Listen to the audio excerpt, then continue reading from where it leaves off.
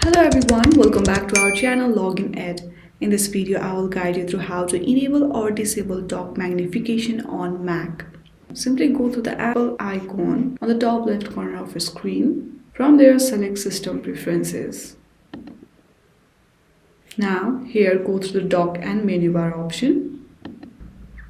Here on the dock and menu bar, you will see magnification option. When you unselect this option, then your magnification effect has been removed.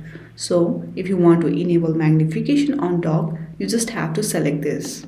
You can use this slider to save the level of magnification. When you move the slider to the left, the icons only slightly enlarge. But when you move the slider to the maximum, icons grow significantly larger. In this way, you can easily enable and disable dock magnification on Mac. I hope you like this video. If you like this video, then please do not forget to like and subscribe to our channel. Thank you for watching.